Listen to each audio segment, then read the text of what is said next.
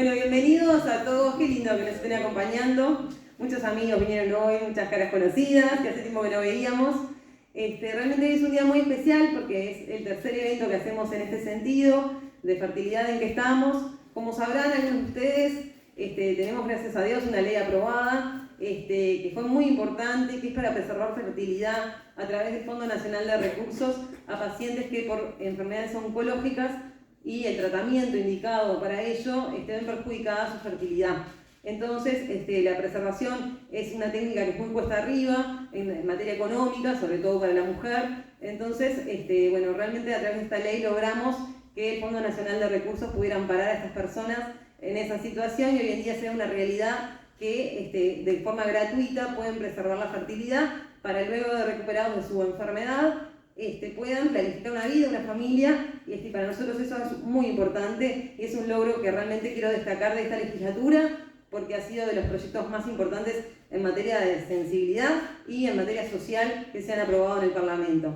Hoy me acompaña la contadora Mariana Porchelli, la directora del Fondo Nacional de Recursos, que justamente nos va a hacer una puesta a punto de en qué está la reglamentación de la ley, que ya está reglamentada hace mucho tiempo, y cuántos casos de éxito hemos tenido. También me acompaña la doctora Risel Suárez, la directora del Hospital de la Mujer, del Centro Hospitalario Pereira Rosell. Risel es una guerrera también, que en estos temas siempre nos apoyó muchísimo y tiene muchas novedades que también se han dado en el hospital, así que bueno, realmente es un gusto que las pueda compartir con nosotros. También nos acompaña la doctora Virginia Chakirian, una de las asesoras del proyecto, la verdad, una de esas personas que uno conoce, sumamente profesional y que realmente fue para adelante con esta ley y nos ayudó en cada paso. Virginia es ginecóloga, especialista en medicina reproductiva y fertilidad, presidenta de la Sociedad Uruguaya de Reproducción Humana. Y por último, y no menos importante, nos acompaña Virginia Suárez Pons. Ella es integrante del Programa Nacional del Control de Cáncer del Ministerio de Salud Pública, PRONACAN, así que bueno, realmente me siento muy contenta de tener este panel, todas mujeres que realmente han trabajado muchísimo en este tema y quiero que las escuchen a ellas porque son quienes de alguna forma son protagonistas hoy por todos estos logros que se han llevado adelante y se han logrado con mucho éxito. Así que para comenzar le vamos a dar la palabra a la doctora Virginia Chakirian. Un aplauso para ella.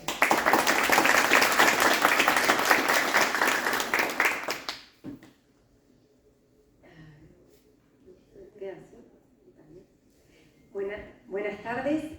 Ante todo, muchas gracias por la invitación, Silvana y todo el equipo. La verdad es que es un honor estar acá y es el tercer año consecutivo. En el primer año hablábamos de que la preservación de la fertilidad era un debe que tenía la ley y realmente hoy es un orgullo poder tener eso. Como todo en la vida, siempre hay cosas que podemos ir haciendo mejor y siempre tenemos que seguir trabajando por ello. Rapidito, a mí me gustaría repasar un poco en nuestro país cómo ha venido cambiando rápidamente todos los aspectos que tienen que ver con la fertilidad. Y hace más de 10 años, una pareja que tenía problemas reproductivos no tenía derecho ni a las consultas, ni a los estudios, ni que hablar a la asistencia a través del sistema de salud, sobre todo lo que eran mutualistas o seguros. Es verdad que en el sector público, en ACE, siempre se brindó ese servicio y sin costo para los pacientes, pero tampoco era demasiado promocionado, con lo cual quizás no llegaban todos los que necesitaban llegar. Desde entonces, desde que tenemos la ley, nos cambió todos los que trabajamos en reproducción de forma total. Tenemos un marco en el que tenemos que trabajar, está establecido quiénes tienen que tener cobertura, quiénes, digamos, no solo pueden acceder, sino en qué condiciones. Trata de dar accesibilidad a todas las personas que necesiten ayuda desde cada uno de sus lugares de asistencia, establece los controles que hay que tener para esa asistencia, que eso es súper importante para los pacientes, para que sepan que se hacen las cosas bien, y para nosotros que nos controlen para que hagamos las cosas bien. Y nos da un marco en el que trabajar quienes estamos en esto con seguridad. Cuando se hizo la ley, se hizo la mejor ley que se pudo hacer en ese entonces y que se pudiera sacar, porque si uno trata de hacer las cosas perfectas tampoco salen. Entonces quedaron algunas cositas colgadas, como esto que decía Silvana de la preservación de la fertilidad, que salió después. Y lo que después se hizo una vez que estaba la ley es hacerlo el decreto reglamentario con la normativa, y a través de eso el Fondo Nacional de Recursos estableció las pautas con las que trabajar. Algunas de esas pautas, como no están directamente en la ley, permiten cambios que a veces no necesitan cambios legislativos, que eso hace que sea más fácil de trabajarlo. En reproducción, en el idioma uruguayo, digamos, nosotros llamamos esterilidad a cuando una pareja no consigue el embarazo, e infertilidad cuando lo consigue pero no llega a término. Y todo esto de algún modo está contemplado como una enfermedad dentro de la ley, que es lo que permite que después los pacientes tengan asistencia.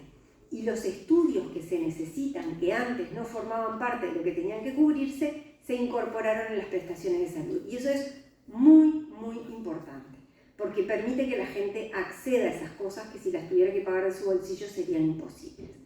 Y establece los tratamientos que llamamos de baja complejidad, que son los que se hacen en el hospital o la mutualista, y los de alta complejidad, que se financia el Fondo Nacional de Recursos. Y establece a quienes se cubre. Esta es una fotito de lo de la ley, y finalmente establece esas cosas que yo les decía y quién debe financiar qué. Y da grandes líneas de cómo debemos trabajar. Establece que en cada institución tiene que haber un equipo interdisciplinario con los especialistas necesarios, que eso es muy importante, que se forme gente que se dedique a esto y que pueda hacerlo lo mejor posible, y se incorporan los estudios en las prestaciones. ¿En qué estamos hoy?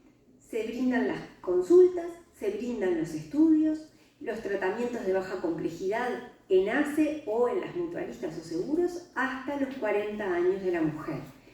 ¿Por qué los 40 años? Porque después de los 40 años baja mucho la fertilidad y los resultados se hacen muy pobres. Se brindan los tratamientos de baja complejidad en el hospital o mutualista, y los de alta complejidad por parte del Fondo Nacional de Recursos también hasta los 40 años de la mujer. ¿Y para qué pacientes? Para quienes tienen dificultades para quedarse embarazados, para las mujeres solas o las que están en pareja homosexual.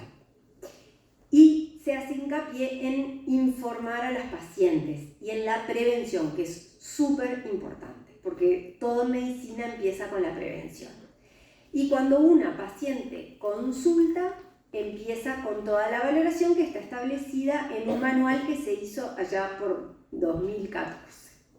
Y están, bueno, los tratamientos que yo les mencionaba, que financia el Fondo Nacional de Recursos, y que van a ver que los resultados que tenemos en nuestro país son muy, muy buenos y podemos estar orgullosos de eso. En el año 2022, después de mucho remar, porque Silvana empezó con esto en el 2020, y de empujar y empujar y empujar, salió la modificación de la ley que habilita a la preservación de gametas para las pacientes oncológicas, hombres y mujeres. A pesar que en hombres, como es mucho menos costoso, era más accesible. En cambio, para mujeres realmente era muy difícil. Y una cosa que es fenomenal es que tiene un costo cero para los pacientes. Entonces, quien se enfrenta a un diagnóstico de cáncer, que tiene que estar pensando en todo lo que tiene que gastar por la patología, poder tener eso sin preocuparse del dinero es maravilloso, y le cubre por 10 años el guardar esas gametas para que le dé el tiempo de curarse, mejorarse, planificar su vida y su familia y poder hacer los tratamientos que necesite. Nos quedan algunas cositas pendientes para seguir mejorando. En el caso de otras patologías que afectan a la fertilidad, ya sea por los tratamientos o por la patología en sí misma, que de momento no tenemos financiamiento y son deberes para más adelante. Y después está la preservación de causa social, que hoy en día muchas personas deciden diferir el embarazo, y en realidad, bueno, hoy lo cubre cada uno de su bolsillo, pero también hay que tener claro que tampoco es magia, ¿no? Y no es perfecto.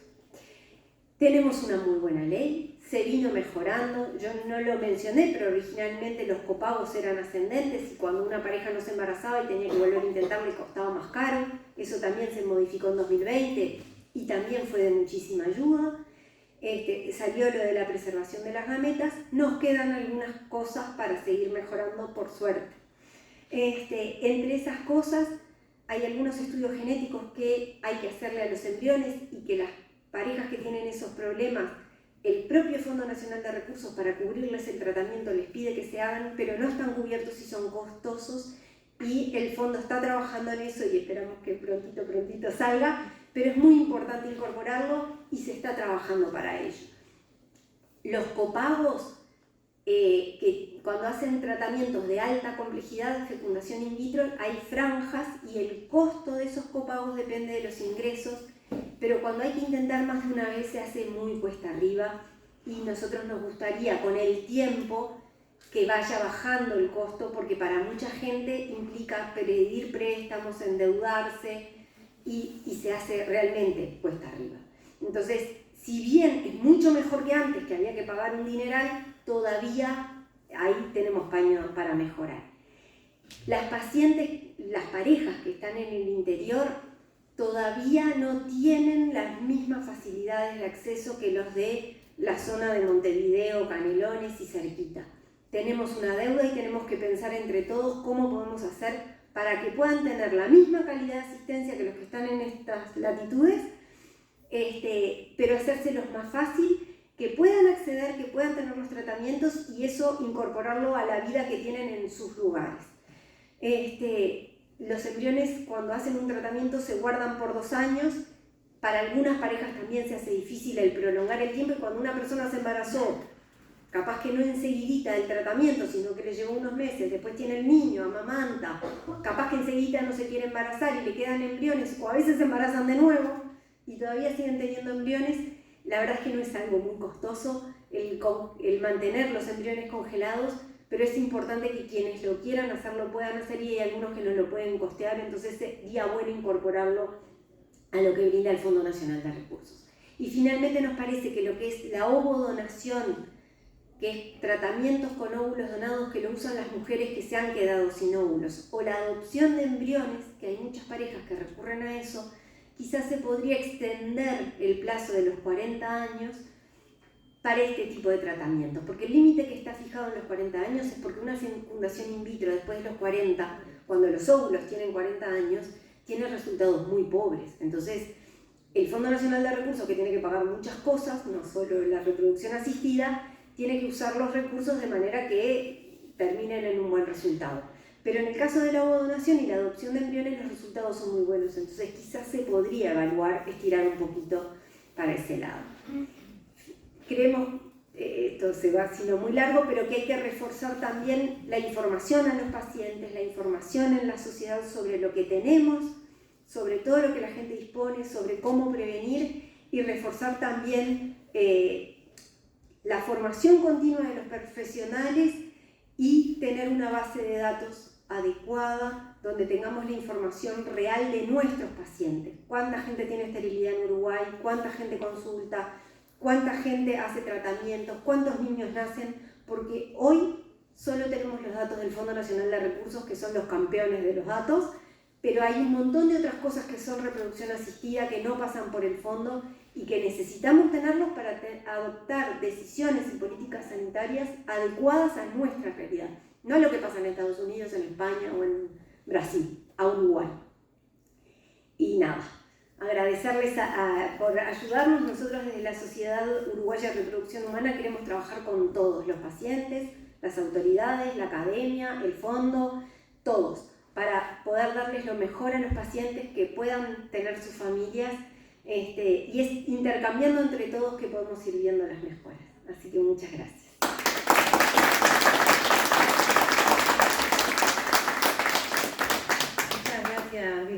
Virginia, la verdad que todo lo que contaba yo iba pensando, ¿no? Todos los problemas que tenemos en Uruguay, uno de los principales es la baja natalidad y cuánto afecta cuando una persona quiere ser padre o madre y no puede por un tema físico. Entonces todas estas técnicas, todo de lo que venimos hablando es sumamente importante también en ese sentido, que realmente es un debe que tenemos en el país de incentivar la natalidad, y bueno, venimos trabajando desde otros ángulos con eso, pero no podemos perder el foco de que también es bien importante que la gente, cuando quiera formar una familia conscientemente, pueda hacerlo. así que todo lo que podamos facilitar para ello, por supuesto que es clave. Quiero saludar al senador Guido Manini Ríos, que nos está acompañando en sala. El senador Marcos Meteo, que también llegó, así que muchas gracias por acompañarnos a todos los que están presentes, a la Fundación Honrar la Vida, que es un gusto que siempre estén también presentes con nosotros. Hoy Zulma cumpleaños, así que desde acá también le mandamos un fuerte abrazo y un gran saludo por este día tan especial. Y a continuación vamos a estar escuchando a una mujer que me acompañó al lanzar este proyecto. Estaba al lado mío y del doctor Daniel Salinas, en su momento en su calidad de ministro, que fue bien importante, porque esta propuesta nace un poco de ideas, pero también siempre que uno presenta una ley es importante saber si esto se va a poder plasmar y va a ser una realidad, porque hay que presentar leyes, proyectos de ley que se puedan convertir en leyes responsables y después se puedan llevar adelante. Y la verdad que la ayuda técnica de la contadora Mariana Porcelli fue invalorable para poder llevar adelante esta ley, y con esa espalda, ¿no? Sabiendo que iba a ser una realidad y que no íbamos a estar ilusionando gente desde el Parlamento que después no iban a poder acceder a esto. Así que eso también quería destacarlo, y que bueno, el apoyo constante en cada paso del transcurso de la ley, cuando tuvieron que asistir a la Comisión de Salud y demás para defender este proyecto, fue bien importante. Así que Mariana, muchas gracias y te damos la palabra, porque sabemos que hay muchas novedades y muy buenas desde el Fondo Nacional de Recursos, así que todos estamos ansiosos de escucharte. Bien. Bueno, muchas gracias, y gracias también a Silvana, porque durante estos años siempre está impulsando llevar adelante nuevas cosas, que me parece que es lo bueno y que es el trabajo que hay que hacer para la población. Yo en realidad les quiero mostrar, este año vamos a cumplir 10 años de esta ley. El fondo fue el financiador de las técnicas de alto costo para lo que es la reproducción humana asistida. Como les decía la doctora, lo de baja complejidad lo dan los prestadores, pero lo que es de alta complejidad se financia a través del Fondo Nacional de Recursos.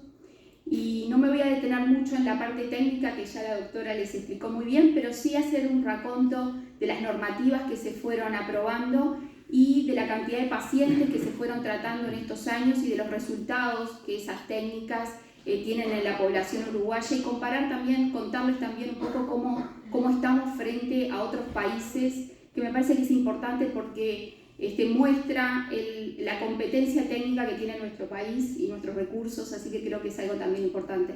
El fondo es financiador de altas técnicas, pero siempre trata de asegurar la calidad de la asistencia, y para eso hay que sostener en el tiempo el financiamiento, pero también asegurar que hay recursos calificados que pueden realizar estas técnicas. Y el Uruguay, por suerte, tiene las dos cosas, así que creo que es importante recalcarlo.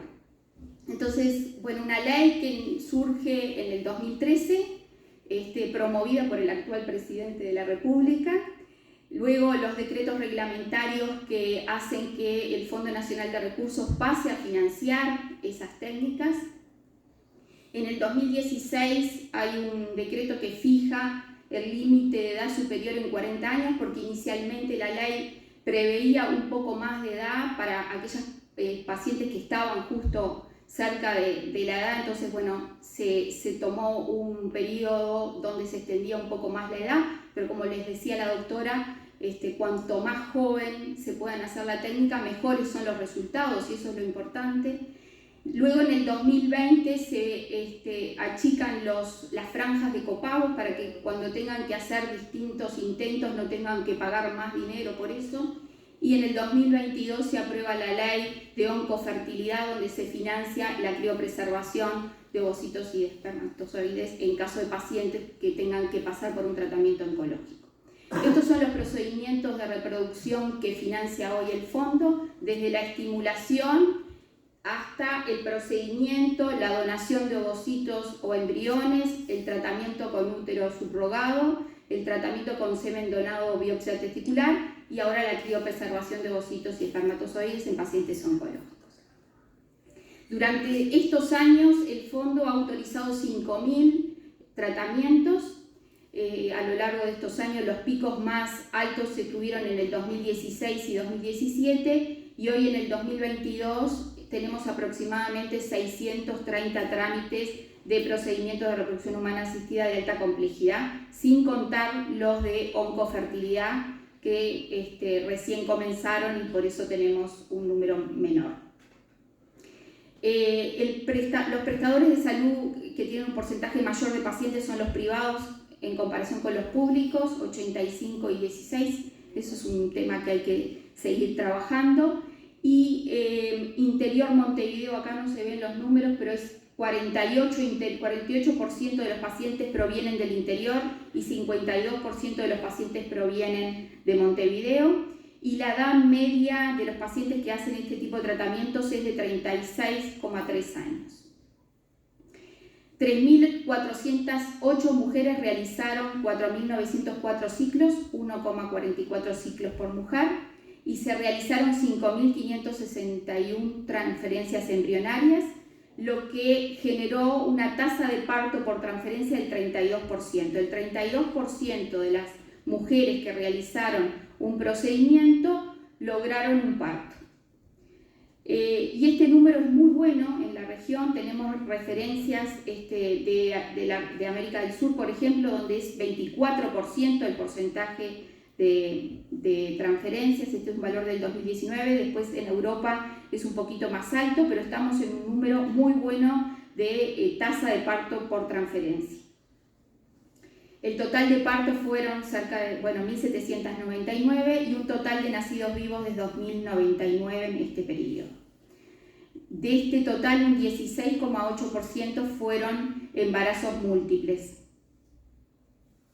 En lo que tiene que ver con oncofertilidad, es un procedimiento que comenzamos a cubrir este año, porque la ley se aprobó casi a fines del año anterior, 2022. Se autorizaron 81 procedimientos, 33 a hombres y 48 a mujeres, procedentes principalmente de Montevideo, 62% de Montevideo y 38% del interior, y la edad media de los pacientes en hombres fue de 27,3 y en las mujeres de 31,4 años.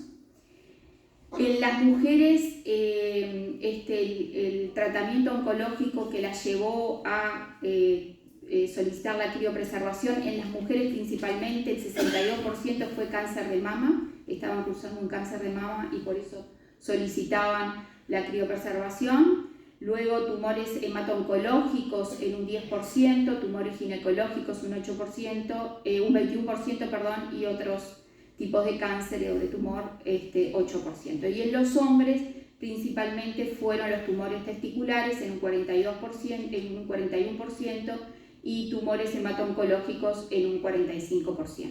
Estos son los datos preliminares que tenemos, hace muy poquitos meses que están, pero bueno, lo estamos cubriendo desde ese momento. Y actualmente lo que el Fondo Nacional de Recursos viene trabajando es en la incorporación, que esperamos que en breve, en pocos días esté, que es el estudio genético preimplantacional, que es una exigencia que el fondo tiene para poder dar cobertura a los tratamientos, y bueno, como es costoso, el fondo está trabajando para poder incorporar el estudio y financiarlo y que no tenga que ser un pago de bolsillo de las pacientes que requieran el estudio. Así que en eso estamos y sabemos que la doctora Chaquirián siempre nos trae la listita y con mucho gusto, sí, con mucho gusto, y también Silvana, con mucho gusto trabajamos para ver cómo podemos año a año ir mejorando las prestaciones, que es lo importante, poder acercar la técnica a todos los que la necesiten. Así que bueno, buena jornada y encantada.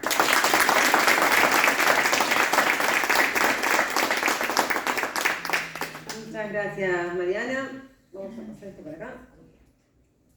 Ahí va. Va bárbaro.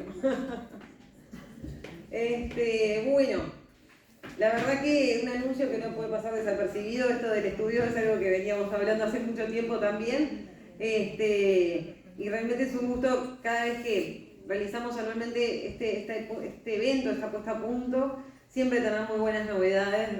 Realmente uno va sintiendo que hace las cosas y que realmente tienen un buen éxito, ¿no? Es algo muy importante y que este es de los temas en los que más se han logrado hacer cosas, y la verdad que la dirección de Mariana en el Fondo Nacional de Recursos ha sido ejemplar, porque creo que en ningún periodo se ha logrado hacer tantas cosas desde allí.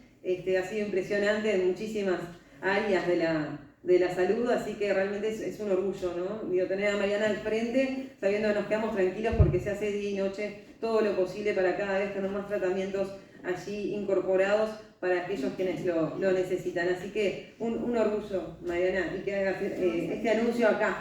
Realmente muy, muy bueno. Muchas gracias. Para continuar, va a hablar la doctora Virginia Soya Pons y queremos aprovechar a mandarle un fuerte abrazo a la doctora Marisa Facino, que hoy no puede estar por no encontrarse dentro de Uruguay, pero le mandamos un abrazo a la distancia porque siempre ha estado también presente junto a Virginia en todas estas puestas a punto que realmente nos traen muy buenas novedades del Pronacan. Así que siempre la información, sobre todo, ¿no? la estadística y demás, que bueno, apoya también en todas las políticas públicas que se tienen que implementar. Así que realmente es un muy buen trabajo también y necesario que hoy nos cuente cómo viene este año toda la información y bueno, todo lo que están haciendo. Muchas gracias. Virginia, adelante. Gracias. Hola. Hola. Gracias por la invitación de nuevo.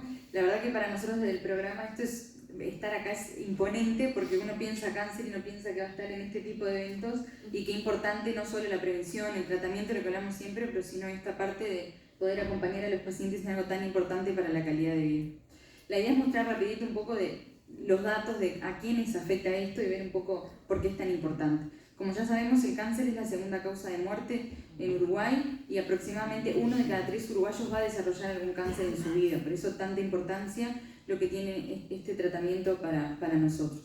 ¿Qué es lo más frecuente en Uruguay? Estos son los datos más actualizados del Registro Nacional del Cáncer de la Comisión Honoraria de Lucha contra el Cáncer del periodo 2015-2019, donde el hombre sigue siendo el cáncer de próstata el más frecuente, pero el cáncer de pulmón el que tiene mayor mortalidad, y en mujeres, como siempre, el cáncer de mama es por lejos el que tiene mayor incidencia y mortalidad, pero bueno, destacamos siempre el cáncer de cuello de útero, que está cuarto en incidencia y que es un tumor prevenible y que también afecta a las pacientes jóvenes y por lo tanto también la fertilidad.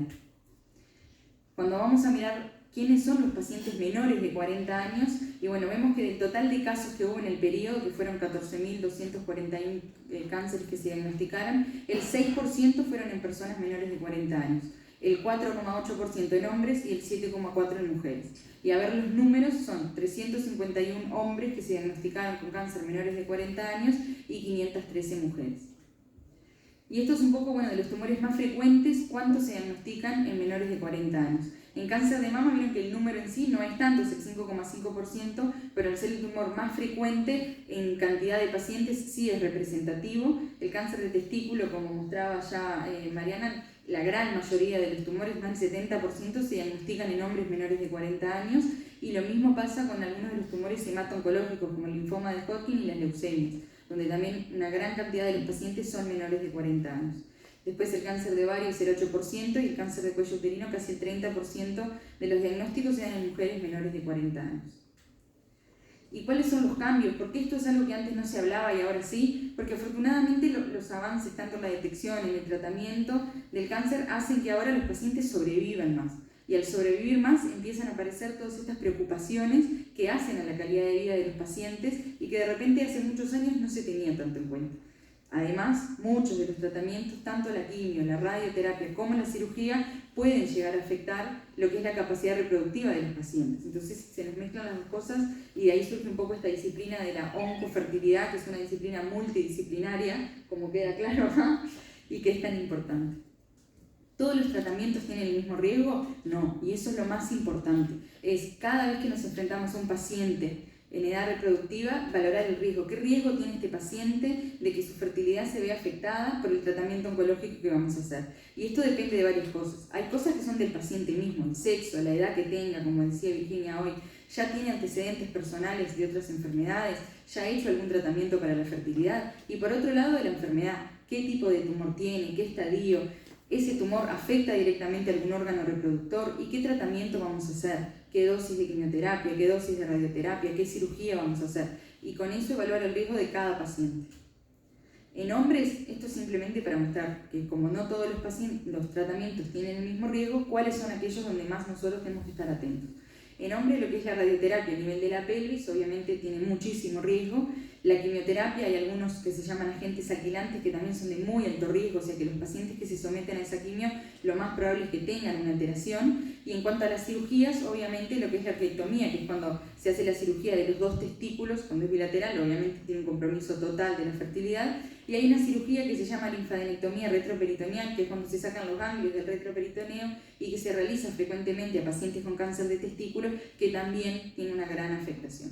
Después hay otras quimioterapias que son de riesgo intermedio. Lo que sí es importante, casi todas las drogas que se usan en los cánceres de testículo están en este grupo, o intermedio o alto. O sea que más allá de la cirugía se suman los quimios que se usan.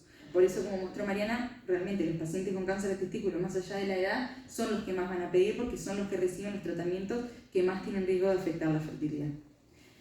Hay tratamientos nuevos que por suerte también el fondo obviamente cubre muchos, como la inmunoterapia, tratamientos de blanco molecular, que realmente todavía no se sabe. No se sabe a nivel mundial qué afectación tienen de la fertilidad.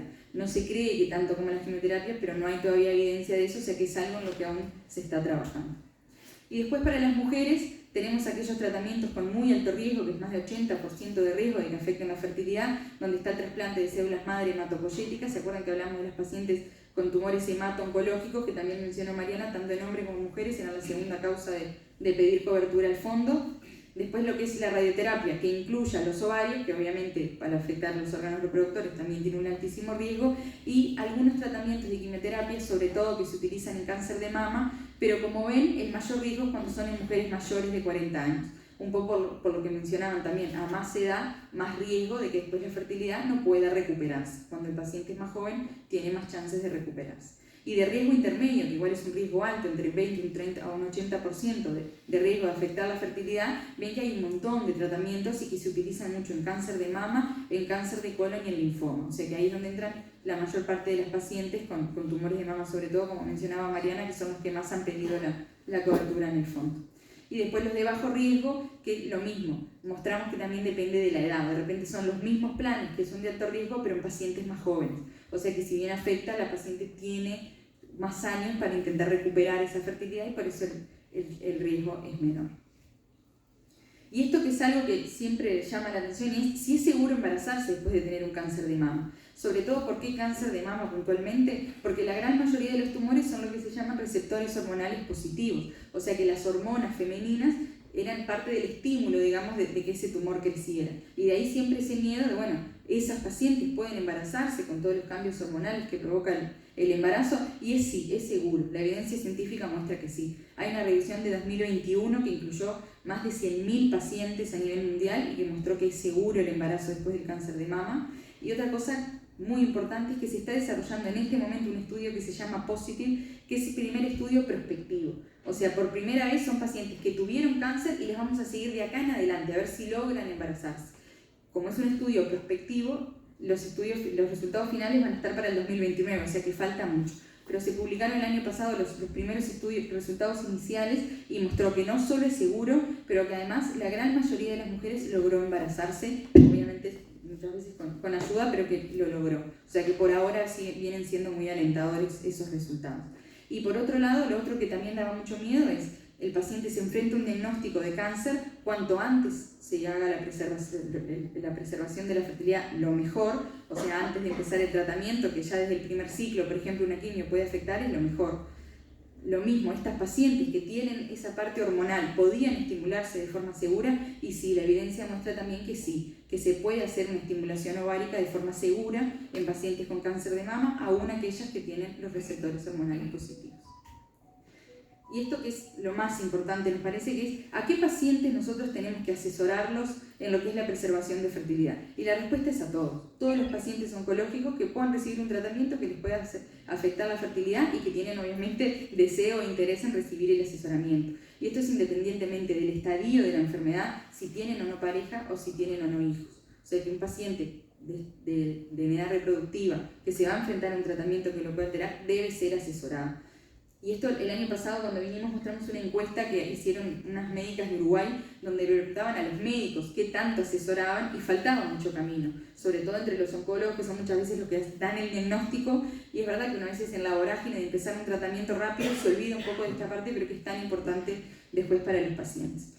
Las guías internacionales, ¿qué es lo que dicen? Que todo el equipo de salud que se relaciona con un paciente con cáncer tiene que estar preparado para asesorarlo. O sea, no solo el oncólogo, sino los otros especialistas, enfermería, que todos puedan tener esta conversación de decirle, mira que tu tratamiento puede afectar la fertilidad. Si esto es importante, es algo de lo que tenemos que hablar ahora, o sea, cuanto antes y en el mismo momento que planificamos el tratamiento oncológico.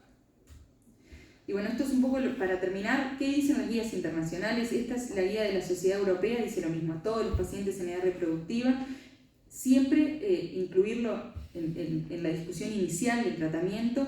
Importantísimo el apoyo psicosocial en este momento donde el paciente no solo está recibiendo un diagnóstico de cáncer, sino que tiene que pensar en toda esta parte que es algo a futuro porque va a ser después del tratamiento, y que los pacientes deben ser remitidos de forma inmediata a un especialista. Lo mismo la NCCN, que es una guía americana, lo mismo fundamental a todos los pacientes, tener en cuenta el impacto emocional, hacer el registro en la historia clínica de esto, no solo de la parte oncológica, sino que esto también es parte del tratamiento, el apoyo psicosocial, y recomendaba esta guía, que es una guía que se utiliza en todo el mundo, el proveer recursos financieros para estos pacientes, que el año pasado cuando vinimos era un debe de Uruguay, pero hoy podemos decir que ya lo estamos haciendo, así que eso es una muy buena noticia. Y lo otro muy bueno es que desde el año pasado las pautas del Servicio de Oncología Médica de la Facultad de Medicina por primera vez incluyen un capítulo dedicado especialmente a la oncofertilidad, que hasta antes siempre nos basábamos en guías extranjeras, y a partir de este año las pautas del servicio de la Facultad de acá de Uruguay incluye toda esta información, incluye también la legislación, porque estas son las pautas que todos los oncólogos en Uruguay acceden más fácilmente, y que no solo me da la información, pero me dice en este momento quién me cubre, qué cubre el fondo, que también es lo más importante para poder transmitirlo a los pacientes. Muchas gracias.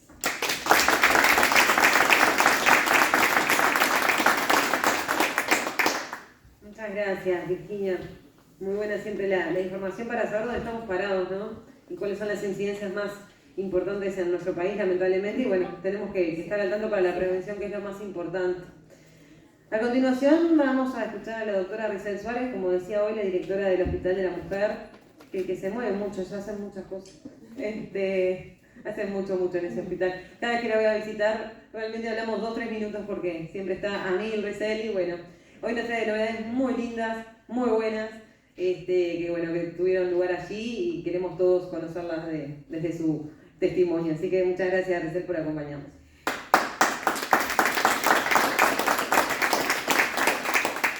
Gracias, Silvana, como siempre, ella siempre a la vanguardia en este tipo de temas de salud. A Silvana la conocimos hace unos años cuando ingresó al Parlamento, y bueno, y sabemos que desde que comenzó se ha preocupado y ocupado de estos temas, y ese impulso para nosotros es un ejemplo y también un ejemplo a seguir, ¿no? Bueno, después de estas brillantes exposiciones de las profesionales de esta mesa, a mí me toca una simple, un cuentito, una novedad. Qué importante para nosotros como ciudadanos todo lo que estas expositoras han hablado hoy, nos han contado. Cuánto camino hemos recorrido desde el 2013 hasta hoy, pensando en el pasado, cuando nos enfrentábamos a estas pacientes que deseaban formar una familia y tener hijos como ginecólogas cuando yo inicié, y no teníamos la oportunidad de brindarles este tipo de tratamientos, ni a nivel público ni a nivel privado, en la forma que lo hacemos hoy, gracias a las legislaciones a las que hemos tenido la oportunidad de lograr. Para nosotros como ginecólogos esto es muy importante y realmente nos llena de orgullo como ciudadanos, y nos debe llenar de orgullo como país. Y desde el Hospital de la Mujer de ACE, por supuesto que estos tratamientos en el servicio de reproducción asistida se brindan. Hoy también hemos creado un servicio de oncofertilidad desde que la ley salió y se aprobó. Y bueno, y antes de comenzar, que mi exposición es muy breve, desde mi lugar quiero contarles que nosotros en Uruguay estamos al nivel de cualquier país primermundista en cuanto a profesionales preparados para este tipo de tratamientos, y en cuanto a los recursos materiales que brindamos en salud. Entonces debemos estar orgullosos de dónde estamos, pero eso no nos debe dejar de ocupar en seguir avanzando, porque todo este camino que hemos recorrido es mucho, pero nos queda aún mucho por lograr.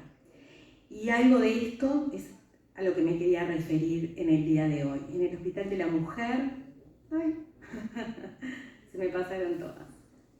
En el Hospital de la Mujer, en el mes de enero, se realizó por primera vez un tratamiento que se llama cirugía de transposición uterina. Y ahora que está Ana Porcelli acá, me encanta poder contar esto, porque ella sabe que dentro de unos meses o un año vamos a estar otra vez golpeando la puerta, como ya lo hicimos con la cirugía fetal hace poquito. Es muy novedoso y muy importante.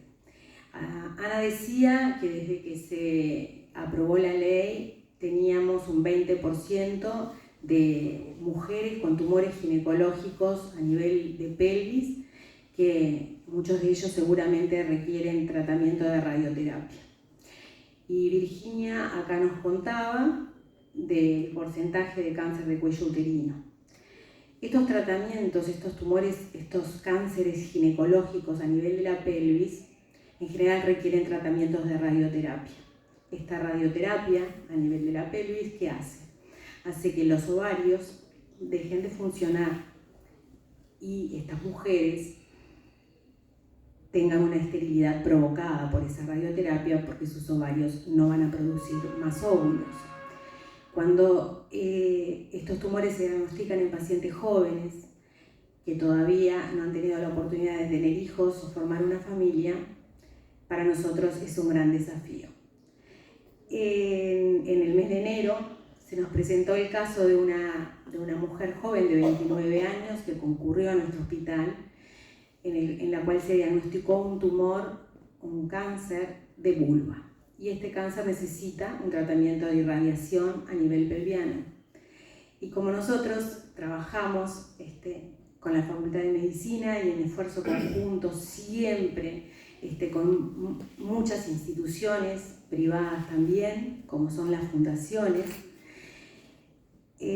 tuvimos la oportunidad de que el profesor Joel Laufer, que acá vemos en la foto, convocara a su amigo, el doctor Reitan Ribeiro, un ginecólogo-oncólogo brasilero, joven, que ha desarrollado una técnica específica para aquellas mujeres con este tipo de tumores que requieren este tipo de tratamientos, que consiste nada más y nada menos en la realización de una cirugía que lo que hace es sacar el útero y los ovarios de la pelvis, es decir, del campo donde se va a realizar esa radiación, y colocarlo a nivel del abdomen. Luego, la paciente en los meses siguientes recibe su tratamiento de radioterapia y cuando culmina su tratamiento, en una segunda instancia, vuelve a ser operada y vuelve a colocarse el útero y sus ovarios en la pelvis, lo cual le permite a este tipo de pacientes preservar su fertilidad para un futuro embarazo. Y me llena de emoción contarles que a través de la Fundación Pelufo Higgins, de la Facultad de Medicina, el mes pasado logramos que el doctor Reitan Ribeiro volviera a nuestro país y realizara el segundo tiempo de la cirugía de esta paciente. Aquí les traje unas fotos para compartir con ustedes este procedimiento que se realizó hace unos 20 días en el Hospital de la Mujer, donde se volvió a colocar el útero en la pelvis. Y aquí está el equipo entero junto con la Fundación Pelufo Higgins, que fue quien trajo al doctor Reitan, que sin cobrar un peso, él viene y brinda su conocimiento y forma a nuestros profesionales en este tipo de técnicas tan innovadoras. Y bueno, me encantaría contarles que en algunos años esta paciente logra un embarazo. El doctor Reitan Ribeiro tiene más de 20 casos publicados a nivel mundial y ya tiene 5 embarazos logrados después de este tipo de cirugías. Así que con gran emoción es que vengo a traerles esta novedad y bueno, y por supuesto que esto forma parte de todo lo que venimos hablando. Así que para mí es un orgullo y un honor poder estar acá y compartir con ustedes esta noticia. Gracias Silvana, gracias a todos los presentes y por supuesto que este es el inicio de un camino. Nosotros somos un país muy pequeñito, entonces obviamente tenemos muy pocas pacientes que requerirían de este tipo de tratamientos, pero somos referencia a nivel regional para mucho tipo de cirugías de esta calidad, así que bien podemos aspirar a ser un centro de referencia regional. Así que bueno, con esta novedad les agradezco muchísimo la participación. Gracias Silvana, gracias a la mesa. Y bueno, nada más, un honor estar aquí.